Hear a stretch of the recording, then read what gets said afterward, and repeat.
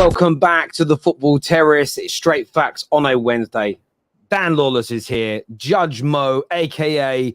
the Mojenda Machine, is here. How you doing, gents? You good? I'm doing great. I'm doing good.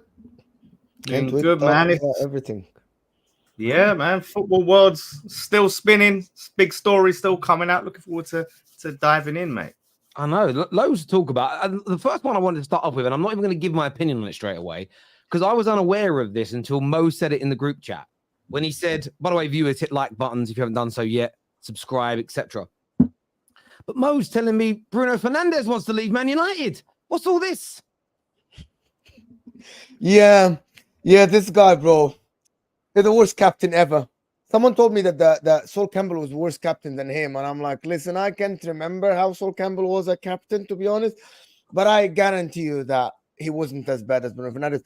The guy, if you read the articles and if you read what he said in an interview, he said that they have to want me to stay. He's begging for the love of the fans, bro. No. Okay, so I said I'd be quiet. Come on, carry on. Did you? Isn't that what the article said? Don't care what the article said. They twisted his words, of course. Let me ask you a question. I've got to jump in straight away. I said I wouldn't, but I will. You couldn't help it. Let me ask you a question. Do you want to be on the Football Terrace? Mo? Yeah, you. Do you want to be on the Football Terrace? Yes, 100%. But would you want to be on it if I didn't really like you and I told people I didn't really like what you said and I didn't really like you being on the shows? Would you really want to be on my channel helping to support it and grow it? No, not really. So Bruno Fernandes saying, I want Man United, I want to be here, but I want Man United to want me. What's wrong with that? He's begging for the fans to love him. You have to show it on the pitch. Terry, it's that Terry, fans don't like you because you say so. You do stuff on the pitch to prove that the fans should like, bro. You know what I'm talking about. There is a difference between the owner of the club. Of course, if the owners, okay, let's establish something. There are differences between the fan base and the owners and the coach. If the owners and the coach don't want you, right, and the manager and the owners don't want you, that's when you leave. But for you to beg for the love of the fan, it's completely different. It wasn't, I don't know exactly which one he meant, but for the fans, you don't beg for the love from the fans. You don't. You show your effort on the pitch, right? You show how you're captain, and the fans like you. You don't ask the fans. But he's not asking, when he says he wants the club to keep him, he's talking about Man United as in the people that run the club. He didn't mean the fans. Are you sure that he's talking about? I'll make you a bet now. I bet you at £20,000, and if I'm right, I get your YouTube channel. How would I bet? Because I'm that sure. I will bet you £20,000. You are sure that he said that? No, I am sure. How would this be proven, though? How would it be resolved? I don't know. This bet. We ain't doing a poll. It's like we're gonna ask Bruno what he meant exactly. If he's saying I want the club to keep me, I mean, how would you interpret that, Dan? If one of your players said I'd want to stay at West Ham, but I want West Ham to want me to stay, would you think he's talking about the fans, or would you think he's talking about your club? I think that sounds like he's talking about the club. He's talking about he wants more money. Like that sounds like, because you're the captain of the club, right? You've been given the armband. You start every game. So where is this idea that he's getting that he feels like the club don't want him, unless that's saying so it's come because in the interview they brought the subject up, because there's rumors and stories that everybody's up for sale barring Mainu, Garnacho and Højlund. He's being asked a question by DAZN Portugal, by the way, so it's not a UK, it's in Portuguese, so you also got the translation element. They have just asked him whether or not he is going to leave, because the rumors are everybody could be leaving over the next few years. And what his actual words were, his biggest statement in the conversation was, my future at the moment, I feel both me and the club want to continue together. That's why I know he's talking about the club, because he's mentioned them already. He then went on to say, I'm not thinking about my future. If you want me to be very honest, if I have to think about not staying, at Man United, it won't be until after the FA Cup final and the Euros. But prior to that, he said that I feel like both me and the club want to continue together. I feel like what's happened with this Bruno story is that he has said the club, I think, want to keep me. He has stated that I want to stay. He stated that he only wants to stay if the club wants him, because he wants it to be mutually agreeable. But he's also stated, like, so he hasn't said, I want to leave. All he has said, and I'd love to hear someone who's Portuguese listen to it and reinterpret it for us, is because it's probably been done through Google Translate. But all he has said is, if Man United don't want me and I have to leave, I'm not even considering that until after the Euros, which I don't think it's this big story that people are making it out to be. When I saw you say it, and I went online, I saw United hand tweet, "Oh my God, if he leaves, I'm going to be in tears." I'm thinking, "Oh my God, what's happened?" Yeah, I think the most important part. Burger. Forget what Bruno said, Terry. I think the most important part is the split in the fan base, bro. Yesterday, I think this story broke like yesterday evening or something like this, and I'm like, okay, half the fan base is like, yes, let's sell him. And the other ones are like, no, he's our captain, Bruno Fernandes. He is Kevin De Bruyne's equal. We cannot let him go. I'm exaggerating, of course. They didn't say that exactly, but this is how you feel. He's about to leave. You know what I mean? Like, or that is even hinted. But the question for Man United fan base, do you think Bruno Fernandes should be your future captain with the revolution that is happening at the club, with a new manager, with arguably new players coming in? Do you want Bruno Fernandes to be the guy that leads the youngsters like Kobe Mainoo? Okay. My answer, this is my answer. Now I'm going to give you my opinion. I think Bruno Fernandes is a very good player. He needs a manager with a very strong personality, because Bruno Fernandes is a good player. The fact a lot of people say Bruno Fernandes is a bad player, he's not. He's a good player. You give him the right players around him, he can produce a lot. There's a reason why the guy creates chances. There is a reason why the guy runs like a maniac on the pitch. He runs and runs and runs. But he needs a manager with a very strong personality that will limit his rule to what he's good at.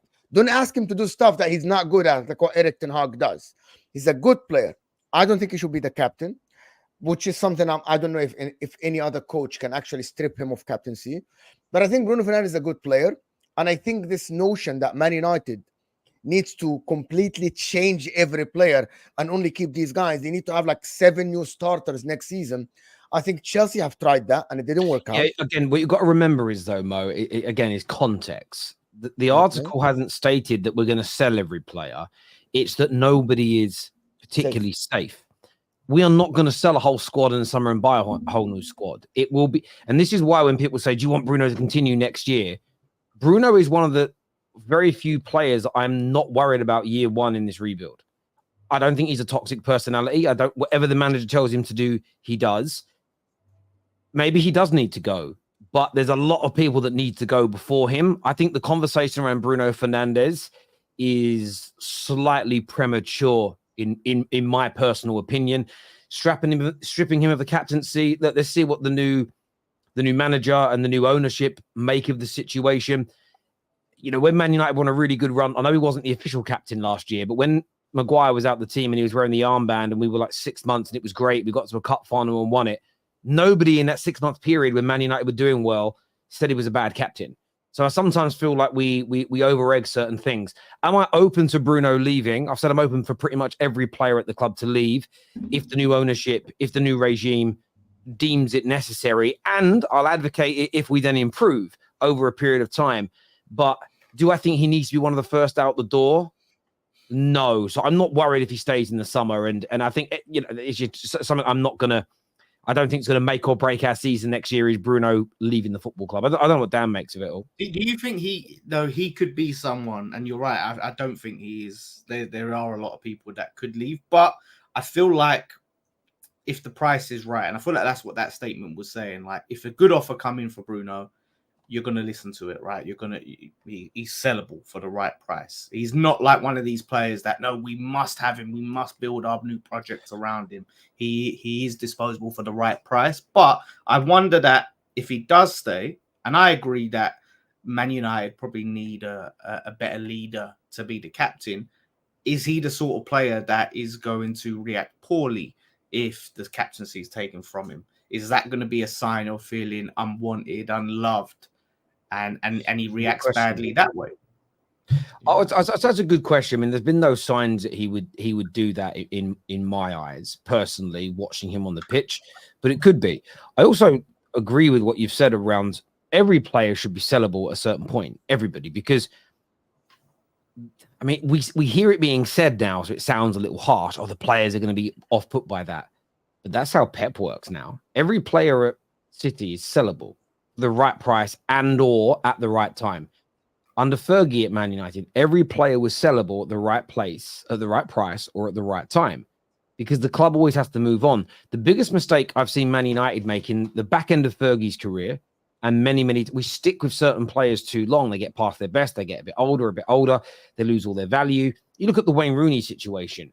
He did okay for us after Fergie left until he went to Everton, but we should have probably cashed in on him a lot sooner and reinvested that money. I look at Bruno, and if he ends this season well, if he has a good season next year, there could be, if there's a person out there that you believe can replace him, someone that can replace the goals and the assists, which are quite high from him, could be a better leader, is better on the ball, and is younger.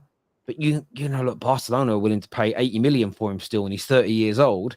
You've got to look at that and say, well, do that deal, reinvest that money and improve the squad, because in 2 or 3 years' time, Bruno won't be the player that he is now, and he won't be worth any money. You've got to get that balance right and that timing correct. And that's where Man United have been poor. I read somewhere that in the last 5 or so, I'm going to get this, I need to go back and read it, but if you look at the players that were sold at Man United over the last 10 years, I think Angel Di Maria, we got quite a bit of money for. Lukaku. Dan James might even be our third highest sale, about 20 million. We sell our players far too late. Therefore, it's harder for us to reinvest that money. Our ability to sell at Man United has been exceedingly bad for the best part of a decade, where other clubs have generated hundreds of millions of pounds more than us in that time on player sales. And it's just, we're still able to outspend people because we're such a big club with such great income. But imagine we sold correctly as well. Like, we'd have even more money to invest and keep things going. So, yeah, look, I'm not worried about the Bruno situation one little bit. Keep him going. I trust what we're doing at the club right now, and I'm excited about it. But you're waiting. You're waiting to see if they fail. Like, you're expecting.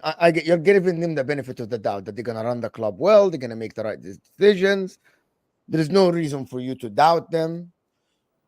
We'll see. Like to be honest with you, it all depends on the new manager. It all depends on who they hire. But again, I'm like, for the Bruno thing, I think his time at Manchester is still, like, he's all right. He can stay with the right manager, with the right players around him, because I like Bruno Fernandes. I don't think he's trash as people make him be, to be honest. People just are very harsh. The whole team is not performing, and they just want to scapegoat the player that whines a lot and complain a lot and all of this. I think he's a good player. Should stay. I don't think you'll get money for him if you sell him. Not a lot of money that will be able to replace him with this quality. I don't think so. But a lot of people want to replace him, to be honest. I think his statement is a bit indicative of the uncertainty around Man United going into the new season. There's a lot of, if they want me, you know, we'll see after the Euros, and we'll see this. And obviously every player being up for sale, you know, Bruno here and that, other players here and that. It's not exactly a glowing endorsement of yourself as a player. You know, a lot of clubs will kind of go, no, we don't want to sell Bruno. He's a massive part of our plans. He's, you know, important to the club. You know, sometimes you see clubs saying that, and secretly they are for sale. Do you know what I mean? But yeah, it's not a ringing endorsement for him, and his statement isn't exactly a ringing endorsement. It doesn't fill you with massive confidence that this is where I want to be. You know, he sort of said it, but I'm not filled with confidence. All of this ifs and buts and maybes. I think that's because the media briefing has been very clear that all players are essentially for sale at the right price as they look to rebuild. And I think that if Bruno was 23, 24, he'd be on the list of absolutely nots. But he isn't. He's getting towards. He's turning 30. His deal's got a couple of years left on it. You then look at you have to look at that, and you have to be smart. You know, you don't want to commit to another 3, 4 or 5 year deal from this point to him. Equally, you don't want to turn down 70, 80, 90 million pound that could potentially be offered by somebody if you can reinvest. But at the same time, there has to be somebody as good in the market. And I know a lot of these detractors will say there are people that are as good as him. Everyone told me for years that James Maddison was as good as him. Well, he's playing in a better system this year, in a better team this year, and the man scored what, 1 goal in 7 months. Like, don't ever come to me and tell me that James Maddison looks better than Bruno Fernandes on the eye, but he can't lace Bruno Fernandez's boots in terms of his ability to deliver on a football pitch. So that's more what I'm concerned about, is replacing people who can. It's replacing people who essentially with individuals that can replace and improve their performances for the club, as opposed to passing the eye test. I don't really care about passing the eye test. Listen, if you get someone that can outperform Bruno and look better on the eye, fucking great. I'd love it, but I'm not really that bothered about that. We need players that can deliver. It's as simple as that for me. But in terms of what you said, Mo, do I trust? Listen, you saw the news. I know you put it in the group chat earlier about, the CEO moving on. Blanc is now in until Barada does. And KJ tweeted about this yesterday, and I retweeted it. And it's really interesting looking at Man United fans' reaction to all this sort of news at the minute. There's a lot of people that are kind of like, oh, I don't get why we're doing this. This is all nonsense. I don't understand what Ineos are doing. And as KJ tweeted, he says, Sir Jim and Ineos showing that they are serious. United fans need to realize this is like nothing we've seen before, like since Fergie. And it's true. For the first time ever, there is genuine change. We are clearing out all the people. Some of them did great jobs in the Fergie era, not so good in the last decade. But we haven't done a good job in the last 10 years. And pretty much every member of senior management who runs a football club is moving out. And for me, that was the most important thing to address first. It was more important than the manager. It's more important than the players. It's the people that run the club. You get that correct, and then everything else grows out from there. It's a center-out approach from me. So far, so good as far as I'm concerned. Long way to go. Lots of trials and tribulations along the way.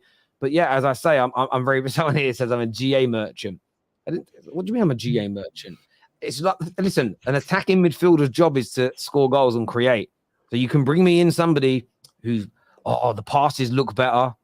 This touch looks better, and he beats a few more men in dribbles. But if he's producing half the amount of chances and half the amount of goals, I don't want it.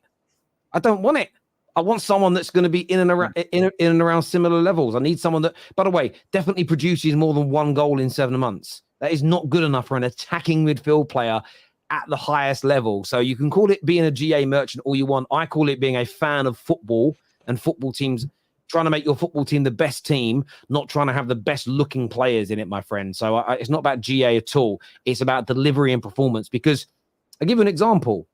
Alisson Becker doesn't have high GA, but he performs and he delivers in his role individually. This season, Saliba. Has Saliba got high GA? No. But he performs and delivers in his role for a team. But when you look at James Maddison versus a Bruno Fernandes, yeah, on the eye test, I would agree that Maddison looks better. His little half turns are better. Taking the ball on the half turn is better. He's a little quicker at times. But does he produce in his position to the level of Bruno Fernandes? Not on your Nelly. Therefore, as a professional football player, he is not as good. That for me he's definitely better than Bruno Fernandes, in my opinion. Definitely. And it's not about the goals and stuff. James Maddison is a better player than Bruno Fernandes. He played way less games. He still has very close GA. He has other players to provide to. I think he creates chances, and I'm watching both of them. And forget the stats or whatever. He completes more passes. I think he's a superior player to Bruno Fernandes, in my opinion. Pass accuracy, if you want to do stats. I think he creates a lot of chances as well. I know Bruno creates a lot of chances, but everything goes through him. But I believe if James Maddison goes to Man United, I think he'll be a better player than Bruno Fernandes. I think that it's a conversation. Okay, it's an opinion, right? I'm not saying that it's a done deal. I think it's a conversation between both players. That's just how I see it. I see James Maddison as a superior player to Bruno Fernandes. To be honest with you, that's my opinion. And I think it's a conversation. You can choose Bruno and you can choose James. There's not a lot between them, but I believe he's a better player. It's not only on the eye, by the way. It's not only on the eye. There are other aspects to the game.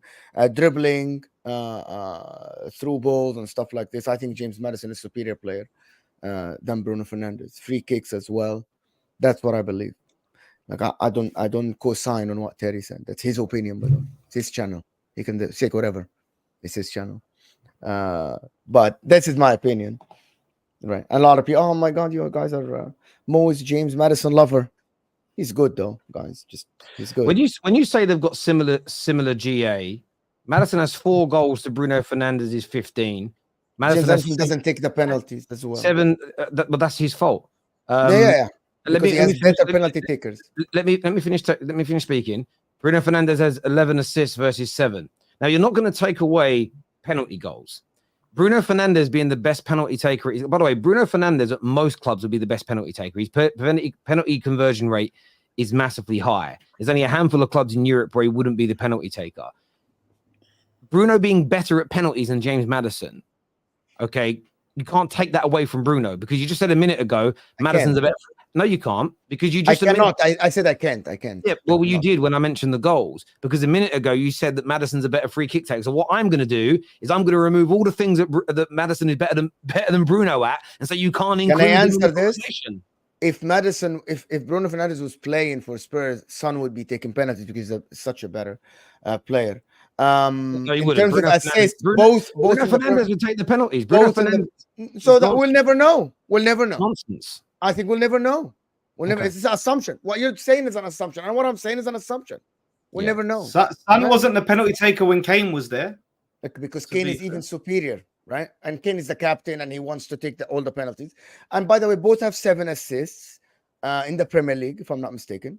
Both have 7 assists in the Premier League. I'm looking at it now. 11 and James Maddison has played. James Maddison has played 10 games less than Bruno Fernandes. He plays in a better system, yes, but also there are other players there. So this is my opinion. One goal in 7 months. That's crazy. He dipped. That's crazy. Shocking. Absolutely crazy. Absolutely crazy. He form dipped massively. And with all of this, he still has the same, with all the injuries, 10 games injured and stuff like that, and dip in form, same assist as Bruno Fernandes as a number 10. Okay, but you look at an assist, that requires someone to put it in the back of the net. Bruno Fernandes, 20 big chances created in the league this year. Maddison, just 10. Half. Yeah, that's fair. But I think 10 games less. In a much better team, a superior team as well. But listen, viewers, give us your thoughts, give us your feelings on that in the comment section. Odegaard has lower GA than Bruno. GA, the DM, I don't know what you mean there. Of course, but this is the thing. The GA is... I think that means don't matter. Don't matter. Yeah, I mean, GA does matter for attacking players. There is no doubt about it. But the difference here is that what we've also seen from Odegaard is him not ghost for the last 4 months of the season. I know Maddison did have an injury for a month, but he's been back for 4. This is not, he's been back 2 weeks and he's not, some people are saying he's not fully fit from his injury. What, 4 months later? Fuck off with your bollocks. Like, come on now. It's funny, ironic that Standard FC fans, for the most part, hate GA players, but love on the eye test players. How do they think games and trophies are won? Listen, nobody dislikes GA. They only discount it when it doesn't suit their particular argument about a said individual player. It's as simple and as straightforward as that, but it's exceedingly important for attacking players. The same as, imagine looking at a goalkeeper and not looking at his save conversion rate. Imagine not looking at the ability to save shots as an important fucking element of a goalkeeper, but you with strikers and attackers, you remove the most important part of their game. It's the biggest load of bullshit I've ever heard in my life. It really is. And people do it to Haaland. They go, yeah, we're just tap-ins. Then why ain't everybody tapping in? Yeah, dickheads. It's that easy. Dickheads, all of them. It's that easy. It is. Moving on from that, boys. A really good conversation, though. Chelsea. A couple of big subjects today with Chelsea. The first one, and I wanted to get your take on this, boys, because it's a really interesting story. Chelsea fans think it is scaremongering or fear-mongering. I always get called out for whatever one of those words I use. There's always people in the comments going, Terry, it's not fear-mongering, it's scaremongering. I say scaremongering, and people say it's not scaremongering, it's fear-mongering. So I've said both, so none of you can moan. But there's a report, an article today, that the £76 million hotel deal that Chelsea did where they sold to themselves, the Premier League are still refusing to sign it off. The article in the Times, by the way, states that it should have taken the Premier League 10 days to approve Chelsea's sale of 2 hotels to a sister company. But 10 months later, the deal after the deal was executed, it is still not been signed off as being a fair market value. The lengthy delay leaves uncertainty hanging over whether Chelsea have complied with the profit and sustainability rules for the 22-23 season. It also raises questions over whether the club have appealed against the Premier League's valuation. So it's meant to take 10 days. 10 months later, this still has not been signed off. The Times here putting this piece out. What's your take on that from your perspective, Dan? Of course, all clubs are under pressure when it comes to profit and sustainability, but Chelsea have passed it for last season, so they haven't suffered any points deductions this year. The sale of this hotel, according to this article, is a key component in that, but it hasn't been ratified by the Premier League for 10 months. Is that fair on the Evertons and the Nottingham Forests who have been punished and it's all been finalised? Is it fair on them that Chelsea have been given this leeway? No, of course not. And it's very interesting that the article, it talks about fair market value. So the issue they're having isn't that Chelsea are selling their own hotels to themselves. It's that they're questioning the value, the 76 million. Are they overvaluing the cost of their hotels to meet that profit and sustainability? And I'm wondering if it's the Premier League now adding that further scrutiny, because obviously Chelsea found this loophole, which I think probably put the Premier League's noses out of joint. And now they're dragging their heels going, right, can we find an issue now with the valuation of hotels and try and find and say, look, you've way overestimated the value. It's not, these aren't 76 million pounds for these two hotels. It's crazy that a club can do this and just get away with it. Like, it's not even a football asset that they're using to generate money with. These are separate. This is separate from the football, part of the business. So, it's just, if the club don't own hotels, then, you're screwed. So Chelsea, I think, have been doing all sorts of gymnastics. I think this is worse than when they were selling players for crazy monies to these Saudi mates. This is worse. So if I'm a Nottingham Forest or an Everton, I'm fuming. I'm fuming at it. And hopefully the Premier League can look at it and at least get them on this and say, you've way overestimated the value of these hotels. We're going to do you on that, because something needs to be done. And it's very interesting that Man City, I look at this, and for all the talk about Man City, they haven't tried any of these little dodgy backdoor, loopholes and workarounds. They're coming out and saying, we're innocent, we didn't do it, and that's it. No, but we're not. Well, we're not that we're hearing it. It's not being reported that Man City have tried to sell their hotels or their land around the stadium and to offset that. Like, Chelsea are just scrambling, trying to do everything they can to get over this, where Man City seem quite relaxed on it. So I think Chelsea fans, I'm like, oh man, we're not in trouble. We can spend £1 billion again. Like, do you read the news? Do you know how to write and read? I mean, this is a weird comment that says PSR was only in effect from the 1st of January 2024. So the 22-23 concerns are stupid. Well, they're not, because teams have had points deductions for not complying with PSR over the past 2 seasons. It's been around for a while. There's been changes to it, and there are changes coming, but they've been very clear that previous breaches will still be punishable. And look, this is the thing. Chelsea are looking, and a lot of the story talking about buying Victor Osimhen this summer, and others. I know they're going to sell players, but we look at the spending cap that is coming in, and they're the only team that's currently spending over the proposed cap. So yes, they can sell players, which will make them profitability on the PSR element in terms of the academy players.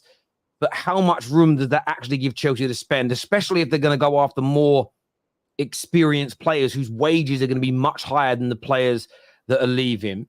They are way over the new squad cap, i.e. the 85% under new PSR rules are also looking to come in. And they're currently £152 million over UEFA's 70% cap rate. At the same time, they've got the Times here, one of the most credible outlets in the country, stating that the Premier League are still at this point, yes, they're reviewing it, but they've been reviewing it for 10 months, and so far they've refused to sign it. A 10-month review seems very excessive to me. And in the end, I think Chelsea are going to be okay. I don't think this is going to lead to a problem for Chelsea, this particular thing. But I understand the frustration that Everton fans and Nottingham Forest fans will look at and say, are they waiting for rules to change so they can push and pass this through? Because how can it take 10 months for even the Premier League, right, to get their own independent valuation done? That can't take 10 months. You can get anything, any property could be valued within a month, easy. 10 months with the money the Premier League has got, £1 billion organization.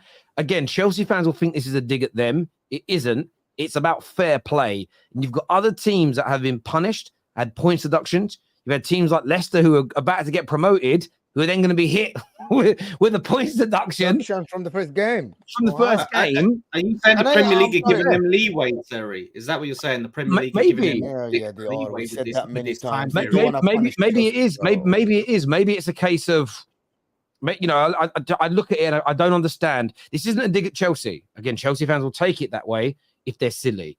I'm digging out the Premier League here. How have you... Chelsea have had independent reviews done that state that this is within fair market value, independent of the company that valued it and anyone that was involved in the sales process. The Premier League have not accepted that for 10 months.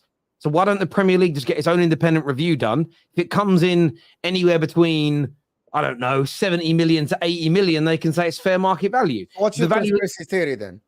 I don't know. I'm looking to have a theory, though. You have to have a theory why this is happening. Why it's taking I said it earlier. Maybe the Premier League is looking at it saying, shit, we're gonna have to punish Chelsea and we don't want, maybe they're waiting for a rule change to come. I don't know. I don't understand. I can't fathom why the Premier League is leaving this for 10 months. You either clear it for Chelsea or you reject it. But 10 months. It doesn't take 10 months to get a valuation of a hotel done. It's ridiculous. It's meant to take 10 fucking days. That's in the rules. And they've taken 10 months. That is very unfair from the Premier League on every other single club out there that Chelsea are, you know, and even for Chelsea are now planning for their summer ahead. It isn't fair on Chelsea if in 3 weeks, a month, they go, we're rejecting it. So therefore you've now fouled last year, which maybe has a knock-on effect to this year. You can't do it to Chelsea either. Chelsea are still trying to plan for the future. The Premier League have had an absolute... They've messed this up massively, in my opinion. It's crazy. Yeah, guys, number one, before we go, we have 3,000 people here and we aren't even 1,000 likes. That's as embarrassing as the Premier League and Chelsea in this valuation. We need at least 1,000 likes now. Stop what you're doing now and hit that like button underneath the live chat. I actually looking at this, and again, more with his views. When the first time Terry sent me this, all I looked at is a couple of words. Chelsea are selling 2 hotels to a sister company. Again, another loophole, trying to make the club survive. And no one is opposing it, right? I get what you're saying about the valuation and all the stuff. They are selling hotels now to comply with FFP, to fund 8-year contracts and buying all these players. And that the Premier League is not accepting it, that's completely different.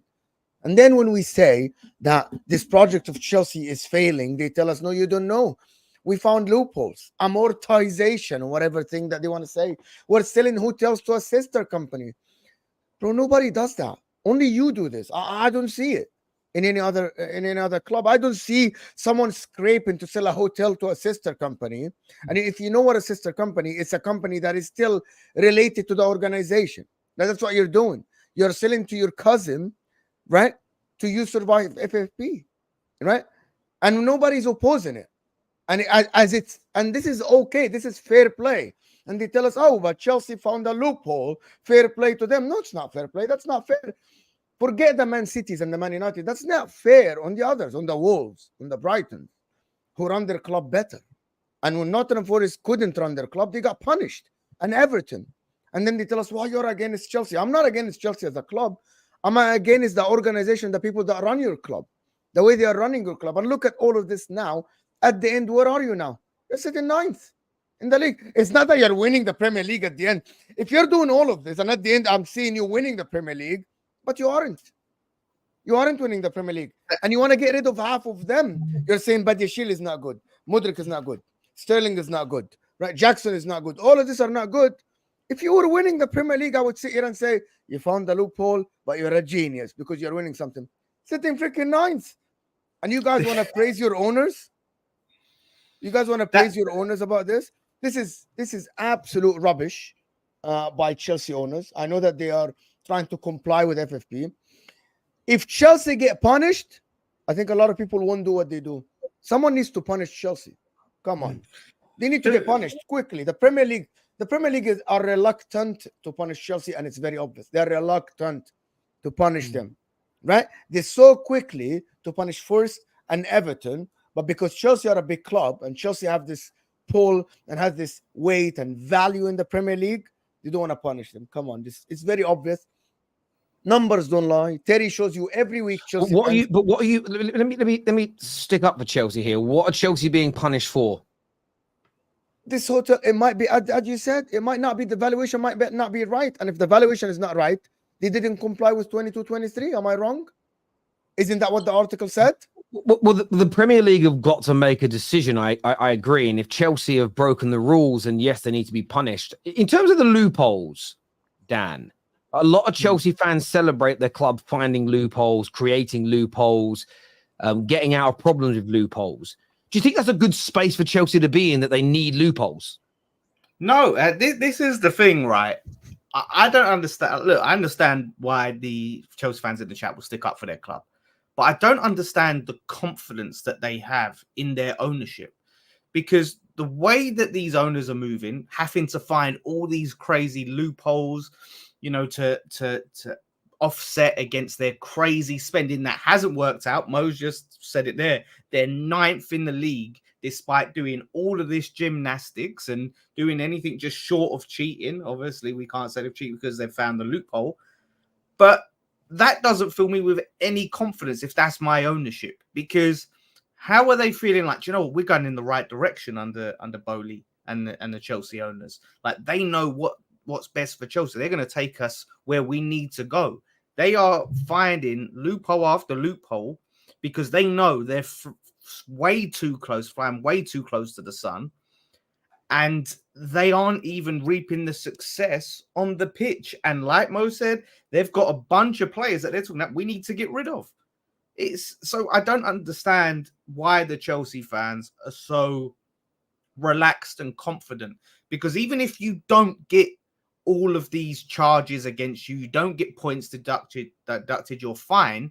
You're still left with Todd Bowley owning your club and doing his clown circus act to try and keep your heads above water.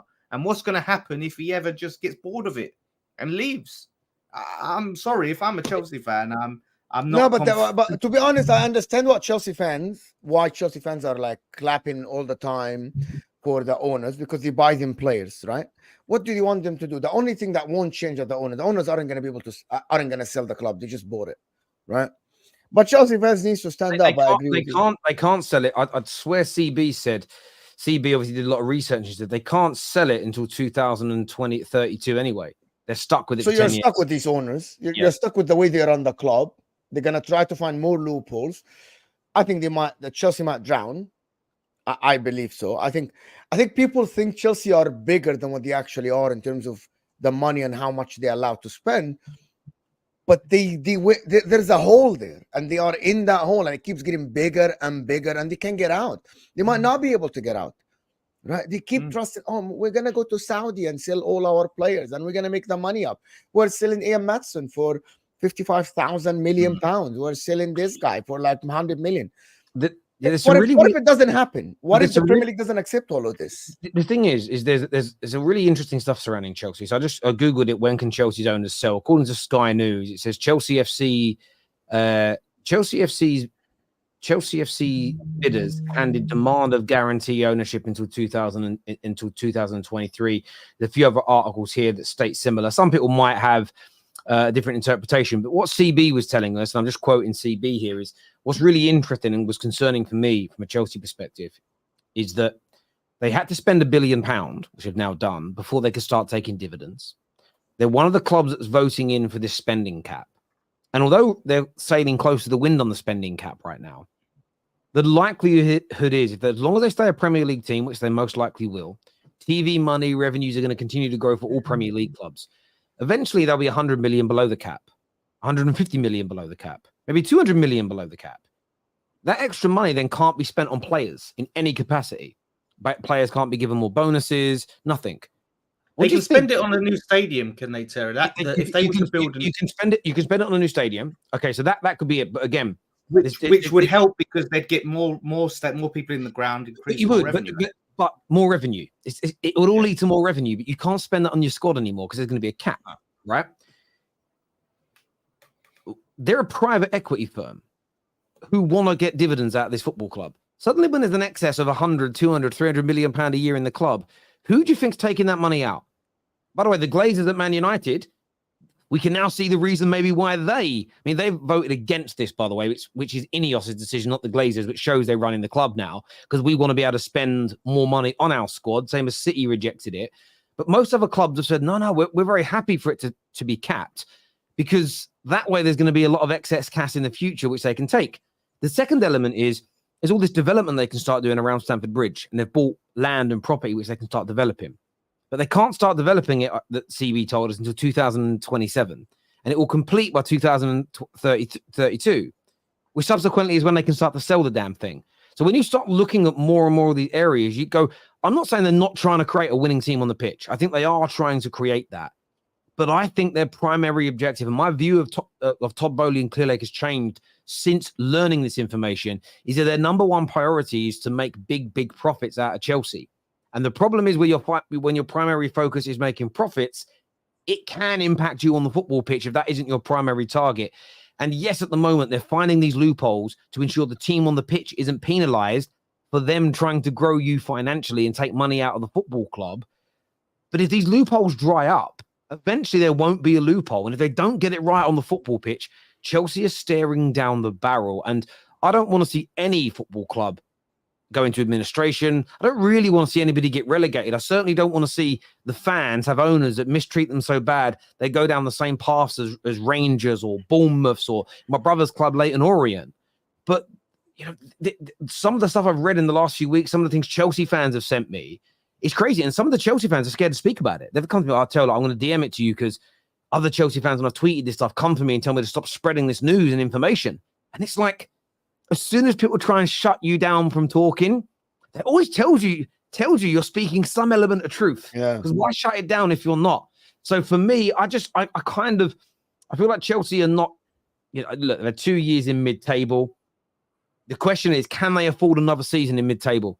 Like, can they really afford another massively underperforming year for a team of that? Like, next season, I would say Chelsea are probably the most under pressure team in the Premier League to deliver from the point of their sailing close to the financial, sailing very close to the win financially, which could lead to points deductions and if not more. They need to improve more than any of us. The rest of us, if Man United don't get better, it's bad, but the club isn't in danger. I feel like City, them improving and getting back to a Champions League qualification level as a minimum is imperative next year. If they don't, I don't see how they can continue down this road of spending. I want to ask you a question, Terry. You said you don't want to see anybody get relegated. You're talking about Chelsea. No, I don't want to see people get relegated. I don't want to see clubs get relegated because of under this circumstances. So if a team buys the wrong players, hires the wrong manager, makes bad decisions, and they become a worse and worse team and get relegated, that's on them. I wouldn't want to see a team plunge into financial mess because the owners have overspent. That leads to points deductions, which leads to them being relegated, because that could lead to administration. That theoretically could put a club out of business. And I wouldn't want to see any football club go out of business. So I don't want to see that for Chelsea, but that's what I mean. In terms of getting relegated, if it's just through football, fair enough. I don't want to see any club at danger of going out. Or because you overspent or something, or because they ran the club, they cheated. As you always say, overspending is cheating. You cheated. That's what you always say. Well, overspending isn't cheating. Because for me, overspending is you didn't run the club well. You literally just you took a gamble, like Everton. Everton took a gamble and it didn't work out. So basically, I don't look at overspending as cheating, because I might overspend on my business in an attempt to make it even bigger and better, but it doesn't work, and then the business goes bankrupt. That's not cheating. That's not cheating or breaking the law. It was just, in the end, it turned out to be a bad business decision.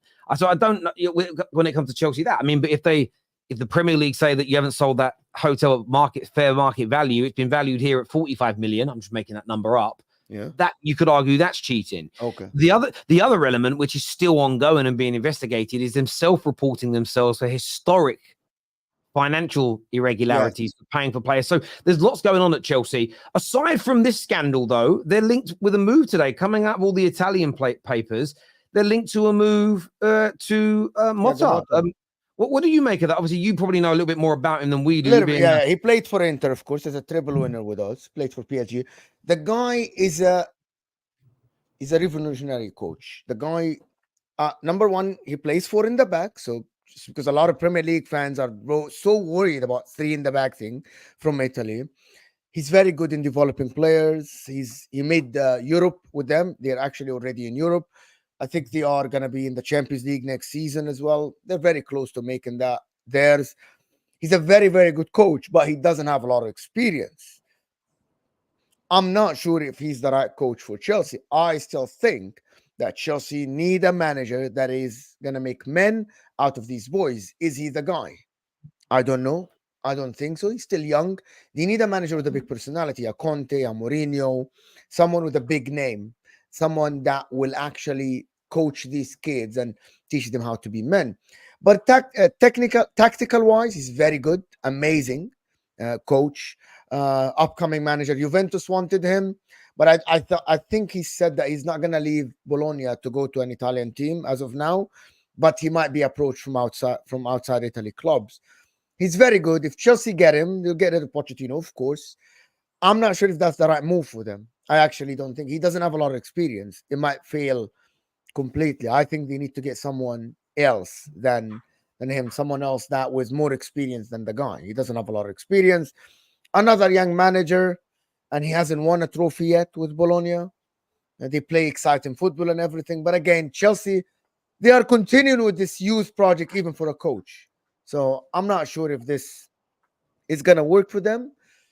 But I know a lot of people are excited about this guy. So a lot of people are excited about this guy. He's good in defense, position based. I'm not laughing at you. Sorry, I just got sent. Got sent something. Of course. No, I'm not gonna. I'm gonna get straight. It's in one of the group chats, and I went to check something. My phone vibrated, right? And it's. I'm gonna hold it up to the screen so people can see. It's meant to say it's City's new sponsors next year.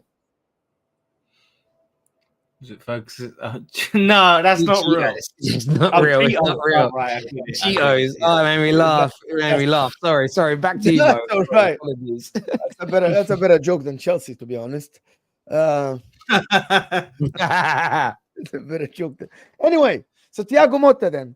And I'm actually not sure if Chelsea should change the coach now. You remember I was always saying that Chelsea should sack Pochettino. You're past that line. If you would have sacked him to make Europe or whatever, that had to be in December. Stick with him now. Give him next season. Forget sacking Pochettino. Just make him work with the kids. Make him work with these guys. Give him a second year. Like, to be honest with you, like, forget that. You're past that line.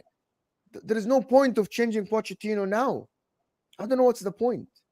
Like, to be honest. I agree. I don't think that should be their biggest priority. And you know, whenever my club signs a new manager, and I think it should be the same for every club, you know, you've got to give them at least that first season to iron out the kinks, all of them stuff, and learn more about the squad and see what you need. And then second season is when you really judge a manager. And for them, they need some experience in that team. Thiago Silva's leaving. That this Project Youth thing, hasn't worked out for them. So yeah, get in some quality experienced players and see what you can do in the next season. See if you can improve and build to something, like, rather than get a new manager and start again. You know what I mean? And then go again. I don't think that's where they should be doing it. Lawless, do you think Chelsea are gonna come back to be a top club soon? No, with the direction they're going. No, not in this direction. No chance. And that's why I'd be interested to see what they have available to spend next season and how much they can invest. But there's nothing that tells me that they've got the infrastructure behind the scenes to go and find gems and really enhance that squad and give Poch what he needs. So yeah, why are people always say that Chelsea will always come back? We will always challenge. We will come back no matter what.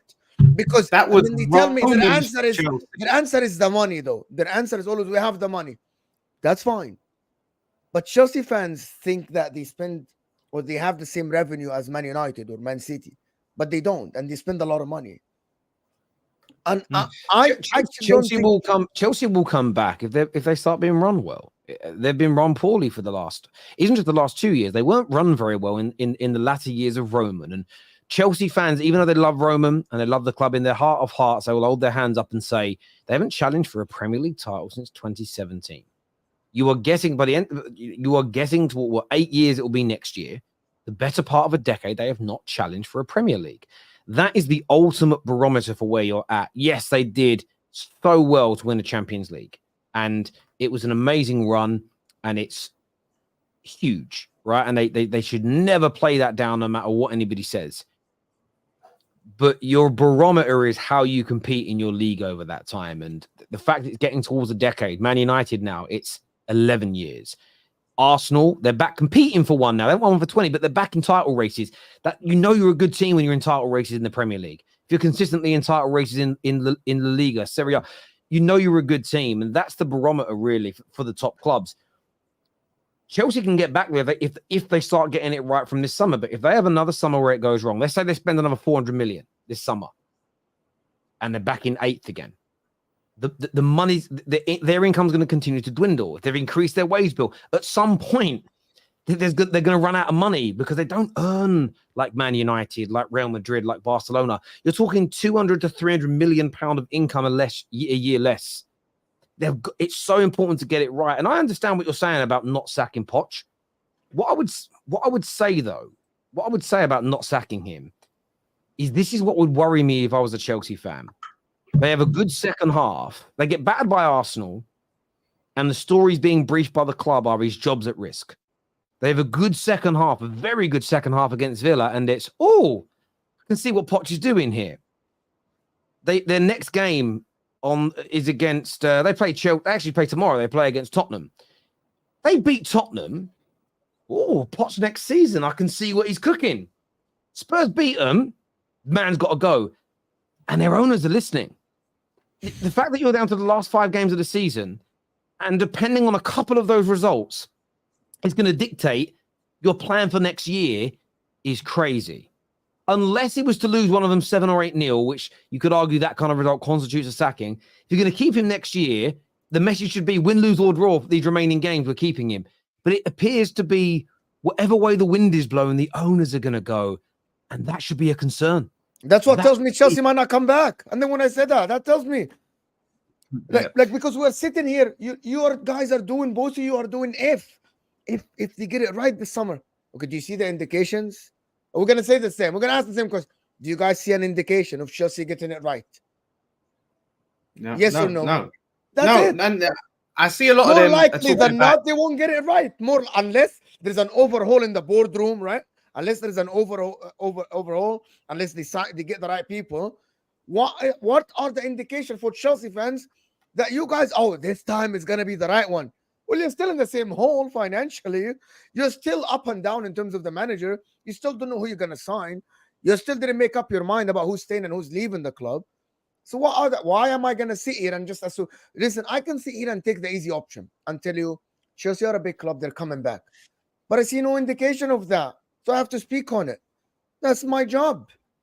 But Chelsea fans want us to sit here, bro. Chelsea fans want us to sit here and tell them, you're a big club. You won the Champions League. You won 6 league titles. You're the most successful team in the last 20 years in English football. You're going to be fine. Well, I'm sorry. Like a lot of clubs said that before, and look where they are now. Well, the thing is, being the most successful in the last 20 years, I'm gonna hazard a guess now and say, I mean, they might still be top of that list, but this season drops off. That's Joe. After this season, like from next year, Jose's first Premier League disappears. Yeah. The year after that, the second one. Slowly, you start getting into that realm of, if you're going to use the 20 years, if you're going to add 25 years, you might still be in it. But if you keep it at 20 years, in 2 or 3 years' time, you're not going to be, because trophies start to drop off. You know, it's you can't just look at what we've done in the last 20 years, because if you look at the last 30 years, Man United are the most successful. That doesn't help us today. That's irrelevant today. By the way, 30 years ago, City were one of the worst teams. If you look at the current Premier League teams, look where they are now. You've got to look at how you're being operated. And look, I don't know much about Motta. I read a lot of good things about him. I still feel like they should sack Poch. I feel like they have to start again. I really do feel like again. Oh my god! No, I do. I feel like they have to. With who? With who? With experience or young? Mixture. Like an experienced man, like a Mourinho, a Conte, like no, Tuchel, not they don't need. No, they don't need a Tuchel. Conte. No. They need someone that can build from where they are. But they also, again, there's a report that's just been that KJ put into the group chat, and this is the other side of it where I feel sorry for Poch. Because now the reports are coming out, and maybe this is coming from Poch's team because they feel vulnerable. And I'm going to go and get the report so I can read it here. But it turns out that none of the players, hopefully this loads and I can see it, right? Bear with me a second. Where is this report KJ put in? Here it is. From Sammy McBell. And he says that my understanding, let me just close WhatsApp, it'll make noise. He says, my understanding is Chelsea have not signed a single player Poch as asked for or recommended. So there's a part of me that's like, I agree that a club should have a plan. So I'm going to sound like a hypocrite. I think you guys have heard me say it. The club should have a plan. The club knows its style of football and the type of player it wants. It's not dictated by the manager. I stand by that. But then you need to have a manager that wants and suits the players that you're buying. So that's why I look at it and think, I feel sorry for Poch. If the club are not buying people that match him as a manager, there's no point having him. You need to, it's about everything working out. So I want Man United to have a club plan where we pick the style, we pick the types of players that we have. You bring in a head coach to manage it. When you hire the head coach, he has to look at our squad and go, these are the kind of players that I want. The types of players I'm trying to sign are what I like. You can't keep mixing water and oil together and expecting it to come end well. It's awful. And so I look at Chelsea and go, where I say start again, it's don't start again with whatever they were trying to build. Add more experienced players to it, so adapt it, but bring a manager in that looks at these players and says, that's what I want and need. You can't have a manager that says, this squad, as far as I'm concerned, stinks, because it's never going to work. But that's why they hired him. That's why they hired him, to develop these youngsters. By the way, I'm convinced that's why they hired him, because he didn't make noise in the media and they wanted him to develop these kids. They develop the Enzos, the Caicedos, the Jacksons. But if it's a case that the manager, again, if it's a case that the manager doesn't like these types of players, that's still, it's stupid more so from both of their parties. Terry, do you think really that Pochettino sat down with them, had an interview, and he said, I don't like all these players, and he still accepted the job? No, he's an idiot. If he does that, he's an idiot. There's probably an element here where he thought, I'll be okay, I can do it. But the problem is, that's what I'm saying. I don't think it's 6 of one and half a dozen of another.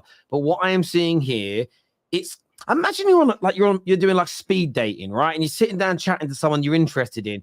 If they're like, look, I'm a vegan, I protest about not hurting animals, I can't stand anyone that hurts animals. Even if you look at an animal funny, I get sensitive. If you're sitting there and you're a butcher by trade, just end it there. There's no point getting involved in that relationship, because you being a butcher she's basically going to look at you like you're Hannibal Lecter. So you move on. And that's the issue. This is when clubs are run poorly. Man United have done it numerous occasions. This is why I'm sympathizing with Chelsea fans, but they're in denial at the minute. I'm not saying it's all bad from the owners or all bad from the manager. I look at it coupled with what we're seeing on the pitch, and I just think to myself, you've all just ignored the glaring problems in this relationship between manager and club and players.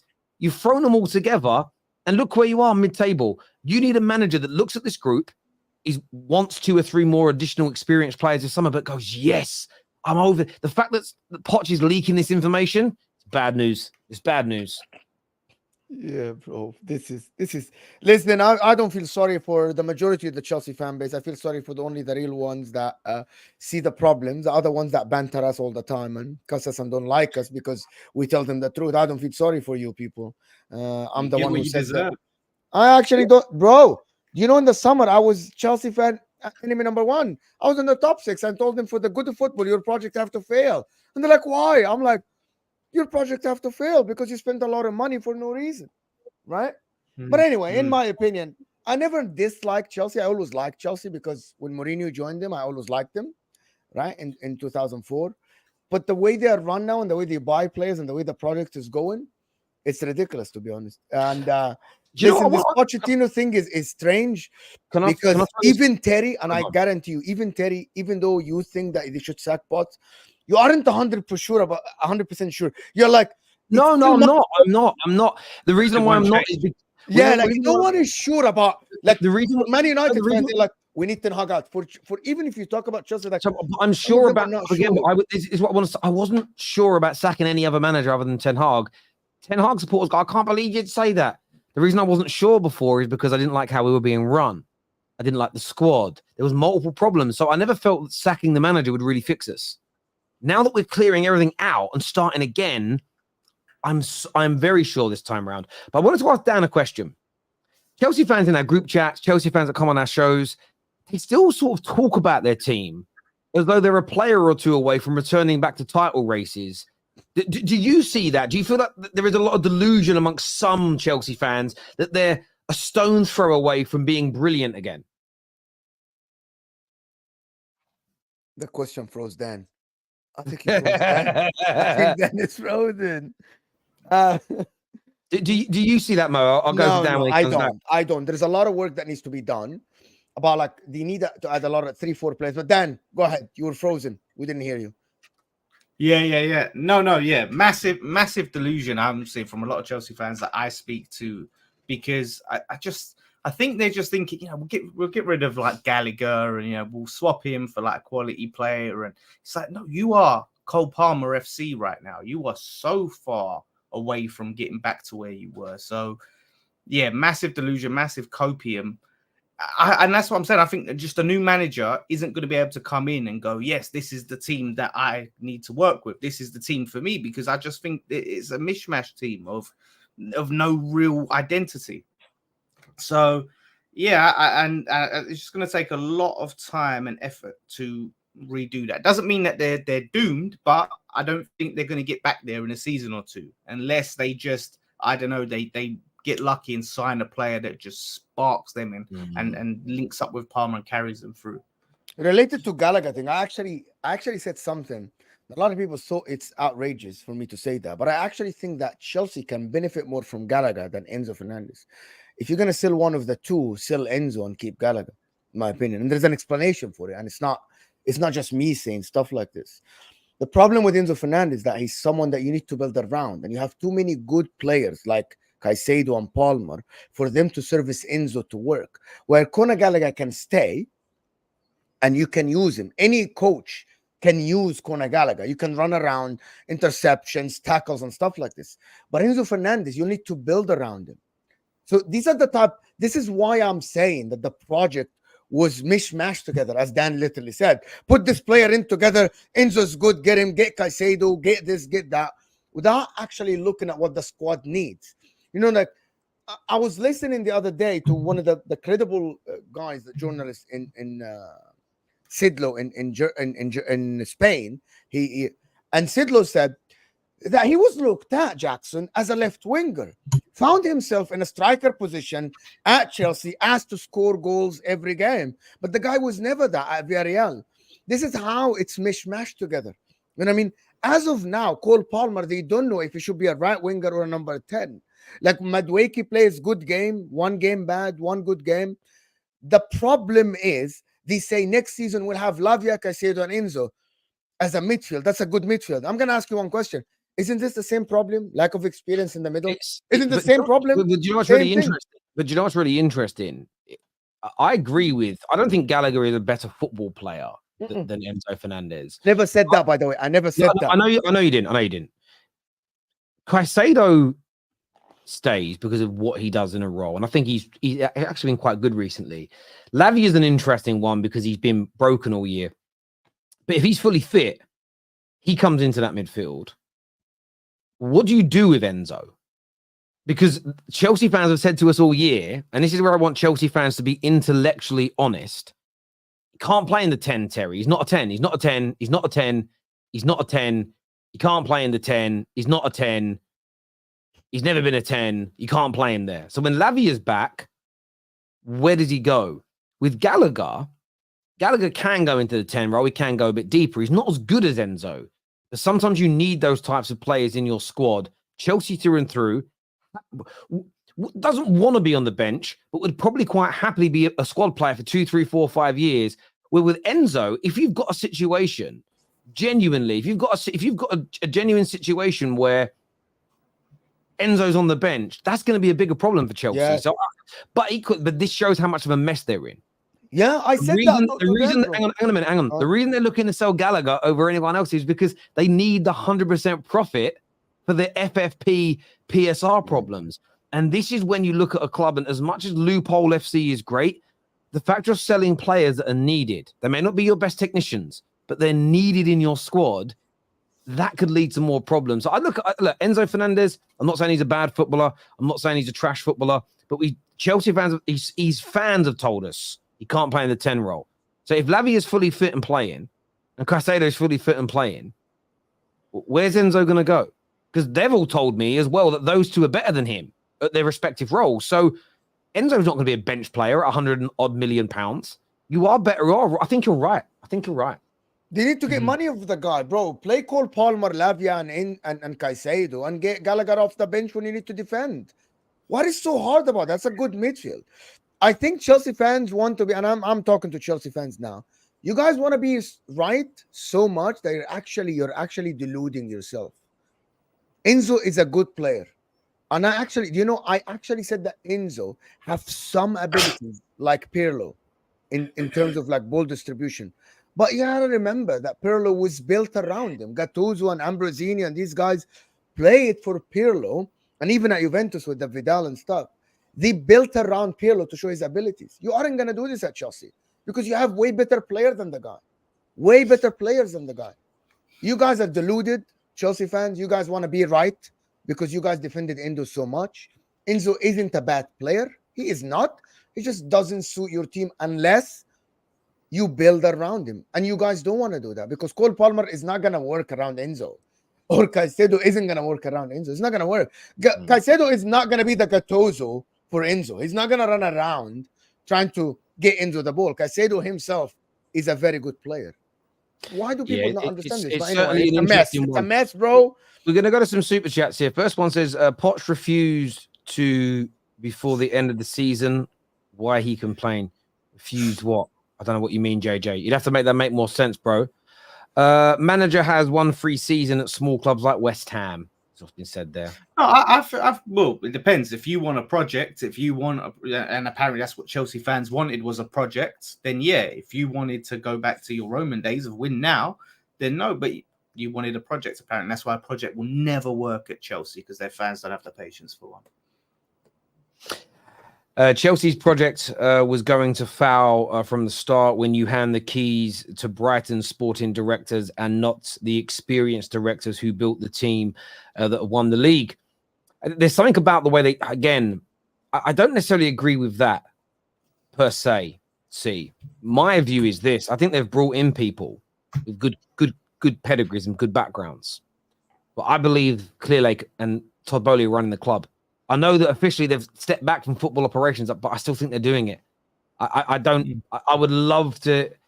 I think it's one of those things that will come out. This is a theory. It's an opinion, so nobody get angry. That in a few years' time, maybe when some gag clauses end, you're going to hear some people say, yeah, look, Todd Bowley was officially not doing anything. It's on paper, but in reality, was running the club still. Because some of the decisions that have been made don't sound like football decision makers. They sound like bankers and investment people playing football manager. That's how a lot of this feels. Well, I was speaking to a Brighton fan actually about this, and he was saying that Chelsea, thought they could just sign their director of football and that he was the guy that did everything. But it's the infrastructure at Brighton. It's the technology that they have. It's there's other personnel that signed a lot of their big quality players that have sold for big money. So it seemed to be just boiled down to a director of football that's not the case apparently. Makes sense. We have been trash, but we would not be this trash if we didn't have the amount of injuries that we have had. Listen, I think injuries have definitely played a part, DJ. Like with a lot of clubs. I'm not going to say that you'd probably be a position or two better had you not have had all the injuries.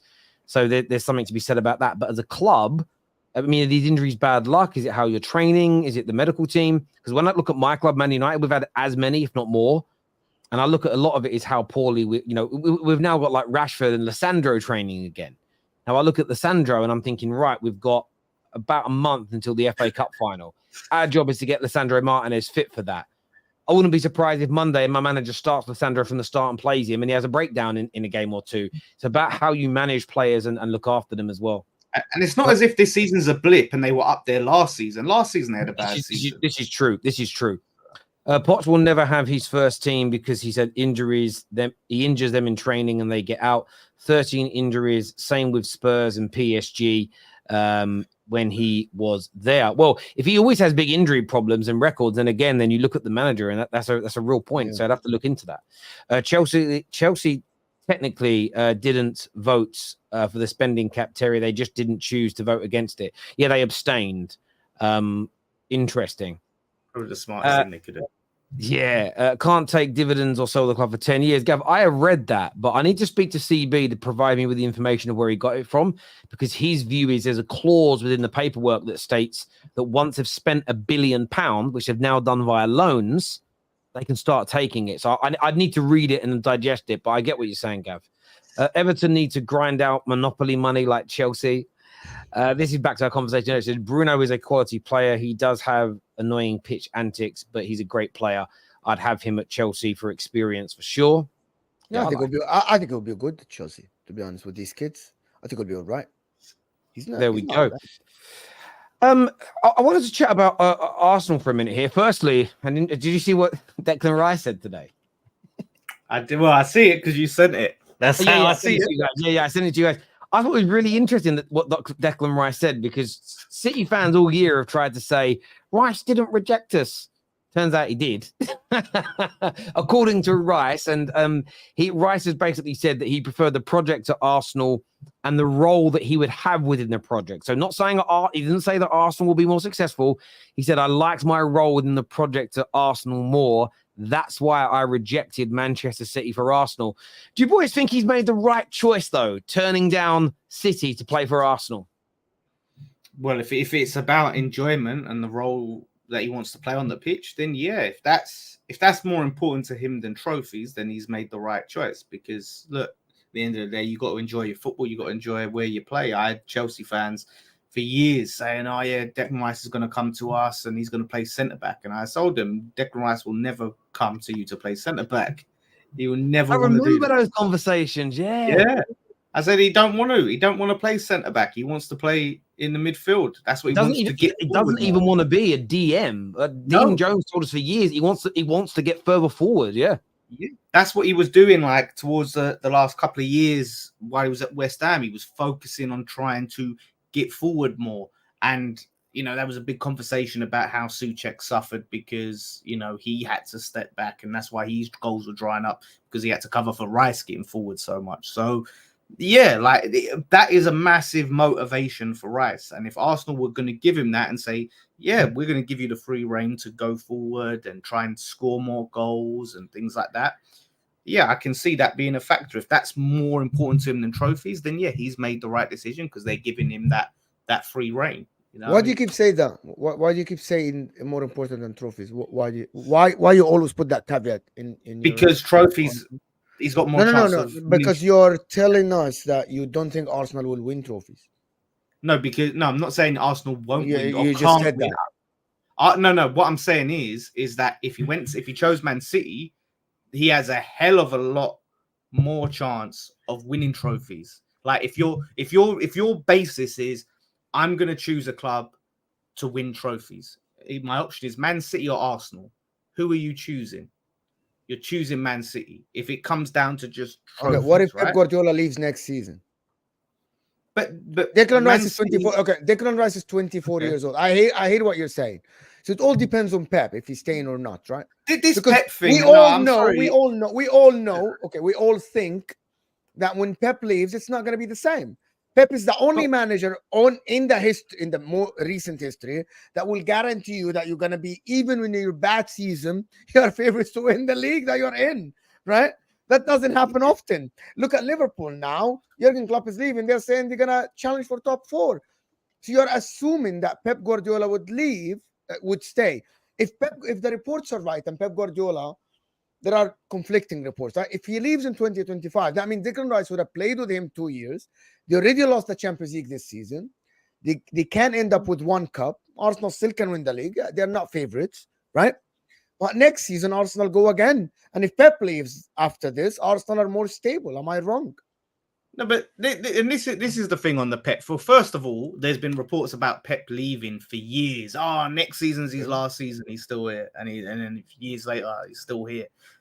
So that's all speculation. I'm not sure you're gonna make a decision going, no, I'm not gonna go Man City because there's reports that he might leave. Like, if you really believe in paper talk, but still, this idea of Pep leaving, that's Man City done. Like, no one said that. City, yeah, but Man City was still a dominant team. They maybe not as dominant as they have been under Pep, but under Pellegrini, under Mancini, they were winning trophies, like multiple. They were still a heavy hitter, and I think that they've got. And we talk about infrastructure.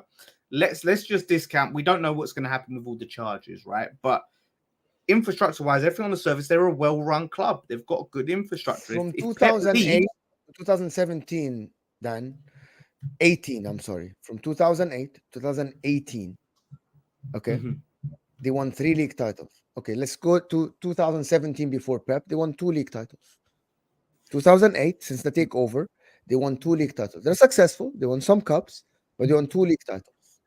Okay, but their project didn't just like get a takeover and then now boom, we're a heavy hitter. Their project had to build, they had to grow, and they had to sign. They couldn't just go and sign all the heavy hitters. And I'm not saying Man City will fall, Dan. I'm not saying that Man City will fall. I'm saying, looking at this, if you put it's a trophy, yes, but Declan Rice is 24 years old, right?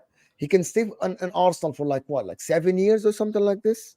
The way the guy's athletic, the way the guy plays, if Arsenal go to the top and they play, and it doesn't look like Man United are coming back anytime soon, Chelsea, I don't know, Liverpool, what is going to happen to them? Arsenal can win trophies as well, right?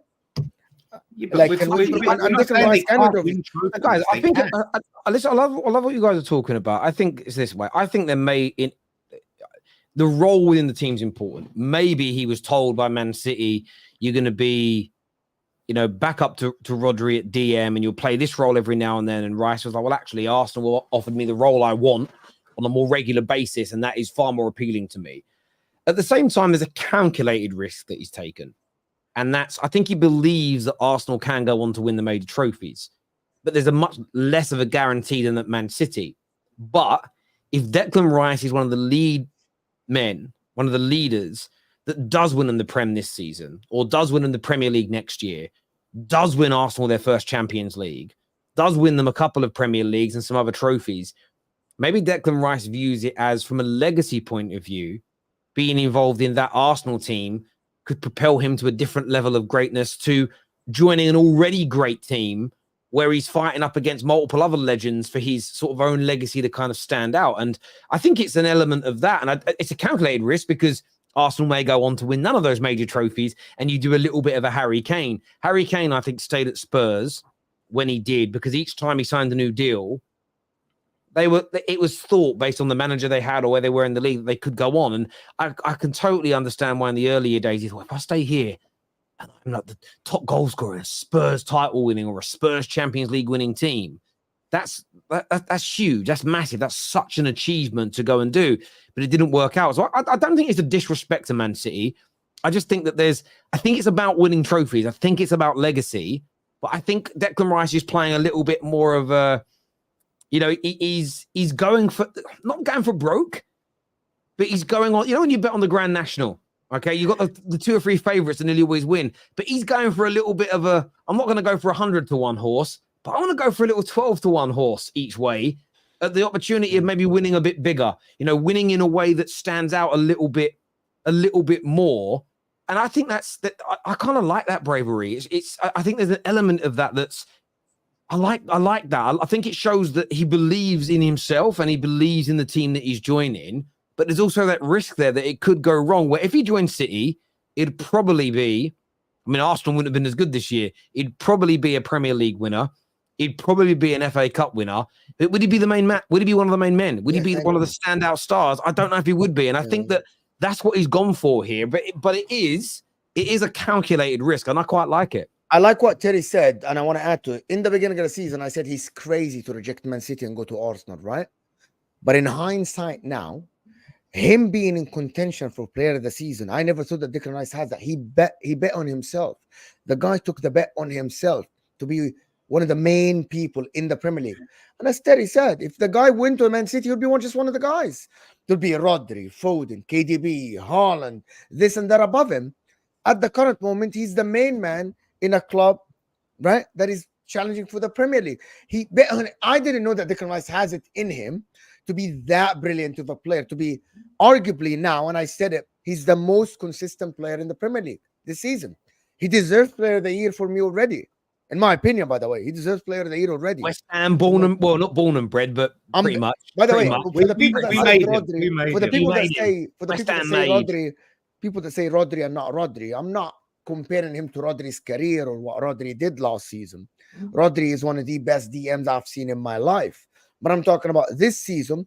Declan Rice has been the most consistent player. He bet on himself and he won the bet already. For Declan Rice to be in contention for Player of the Year in the Premier League, no one thought that will happen this season. And if he joined Man City, he would not be even in the conversation.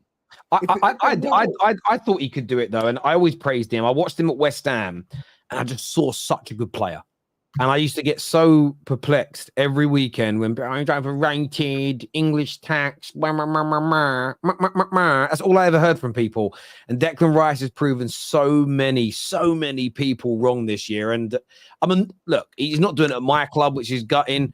But look, I am a little bit biased because he's English in the sense of I've always said this. I want every single English player that comes through at every club to be amazing, because it helps my country try and win, right? So there's an element there, but I always knew he could be this good, and I think he has made a calculated risk. The other side of Arsenal stories today is that Gabriel Jesus is reportedly up for sale. They're willing to listen to offers for him. Do you think that's the right sort of member of their attack to leave this summer in their pursuit of a new striker? Yeah, I think so. I think so. Even when they signed him, I didn't see what the Arsenal fans saw of like, this is the guy now, Jesus, and he started off quite hot, Arsenal, but also it's his injuries as well, and he just hasn't been able to stay fit. It's the same as Partey. If Partey could stay fit, then yeah, you keep him. He's an excellent addition, but why not sell Jesus, get his wages off the books, get a little bit of money and fund it for a player that A is going to be fit, but gives you, and we go back to GA, gives you a better GA, gives you more output. That's what they want. They want a clinical striker. If they can try and, raise enough money to go for an Isak or maybe even a Watkins or perhaps an Ivan Toney. I know they've called on Ivan Toney, but those players, if we're talking about as a striker up front, they're much more valuable, I think, to Arsenal than Jesus. I like Jesus. I don't know why people don't like him. But do you think if Arsenal were going to be this title contending, potentially title winning team, he can be one of them, think that he should be upgraded on? No, I don't think so. I think he can play right wing, left wing, and I think he's a very useful player. He's not playing. We know he's not playing right I don't think he's the elite player, but I think he can be very good squad player for Arsenal. I don't think they can improve on him for that much money, like the money they're going to get for him. I don't think they can improve on given a squad player. A lot of people, okay, listen, everyone, right? And see Kudus and think that Kudus, okay, there's 100 Kudus around in the world. Like every time you answer, but Kudus was 35 million, bro. There's not a lot of Kudus. And also, you gotta understand, it was West Ham that bought him. It's not, if Arsenal went on to buy Kudus, it would have been 50 million pounds, right? West Ham went and bought Kudus, and Kudus turned out to be this guy. In my opinion, Gabriel Jesus is a very good player as a squad player. He might not be your striker unless you have good scoring wingers. And at the current moment, Martinelli isn't scoring. Yes, Trossard is scoring now sometimes. But I think Gabriel Jesus is a very good player, and they should not sell him. There are other players to be sold. If he's injured all the time, Mo. If he's the injury thing is different. The injury thing is something I can't, I don't know. Yes, he's been injured sometimes now, right? Should you take a risk on him? That's a medical staff question. That's not me. But are they selling him because he's his fitness? Or I are they think selling him because they it's a want to combination. upgrade on him? But it's a combination of the two, isn't it? I think that you look at his season this year, it hasn't been particularly good. But I think it goes back to that point we were discussing earlier. I look at his injury record. So since he's been at Arsenal, he's had 5 injuries. First time round, 7. This is according to Transfer Market. He missed 17 games.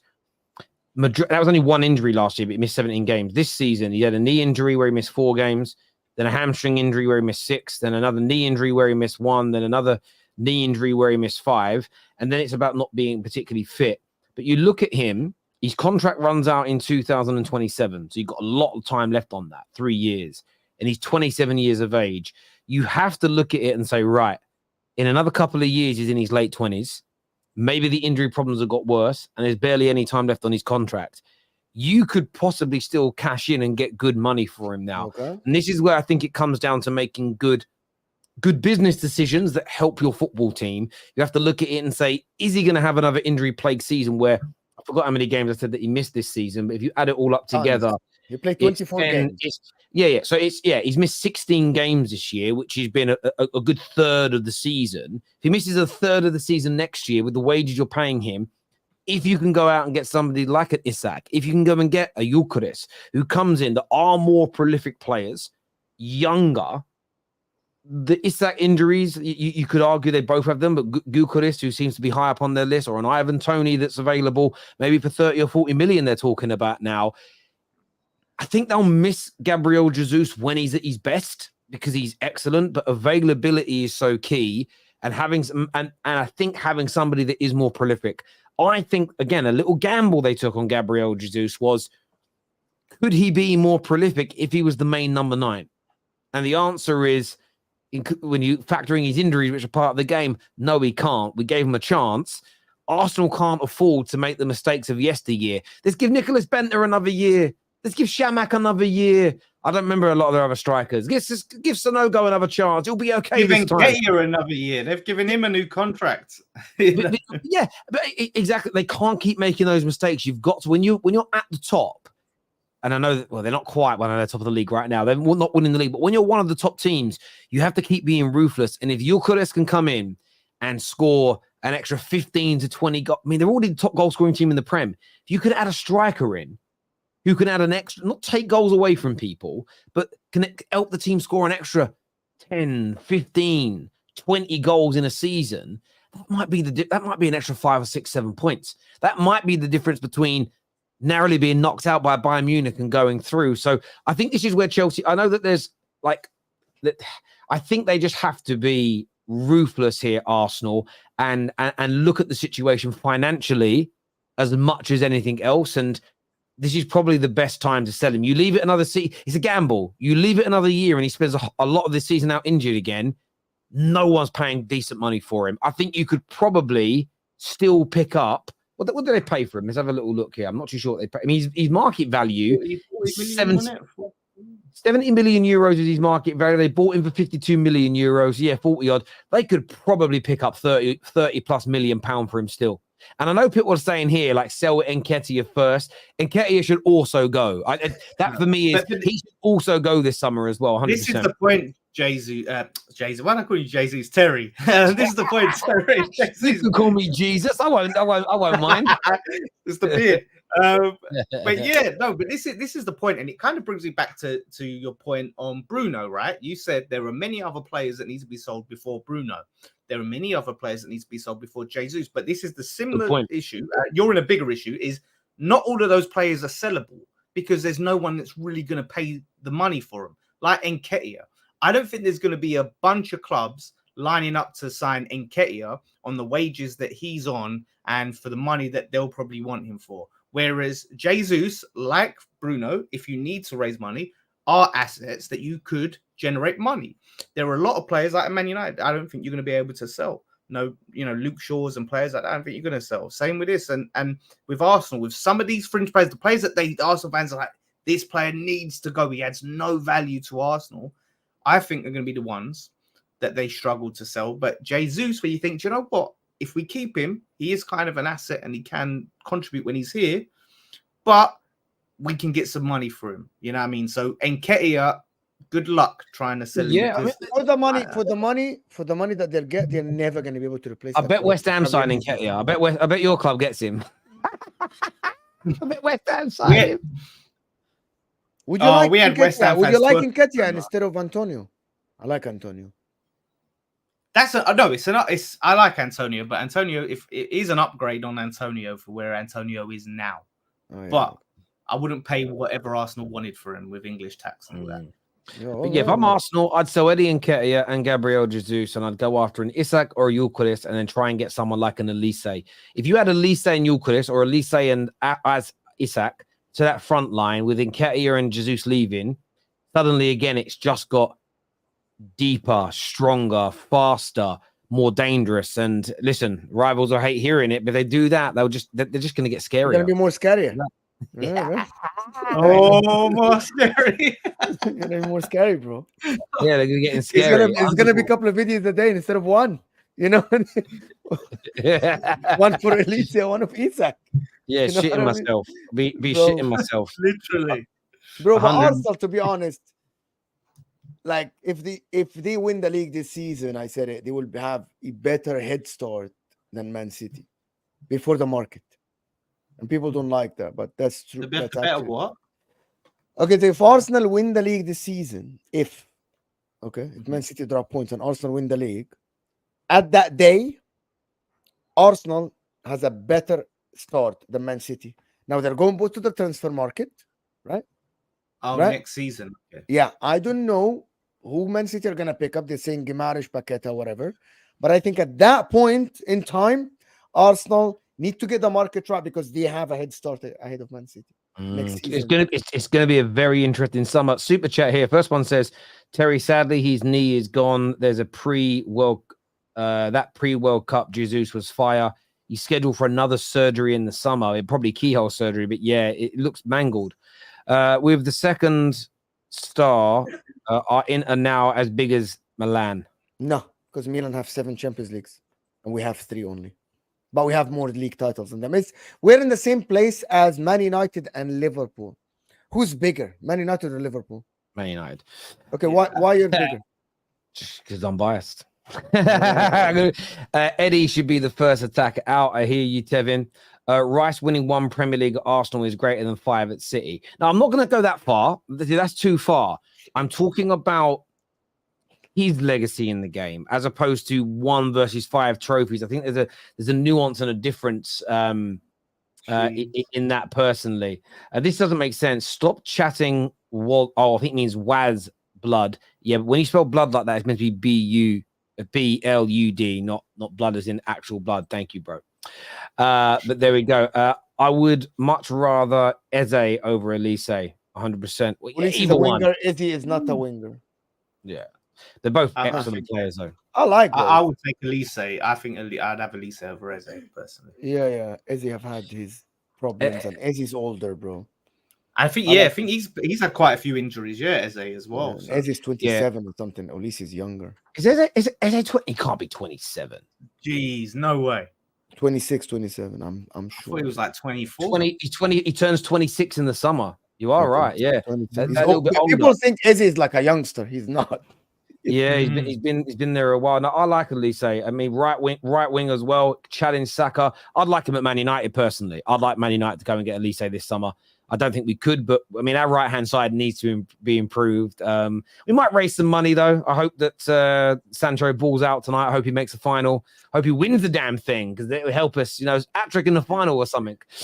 Look, I want to thank everyone that's tuned into the show today. Always means a great deal to us. Please make sure you hit a like button. Please make sure you subscribe. Please make sure that you have the bell notifications turned on. This show is going to take you through to Mo's channel now, so go check him out over there. And we'll see you live tonight after Dortmund play Paris Saint-Germain. Until next time, take care, goodbye, God bless, and we'll see you all again very, very soon. Peace.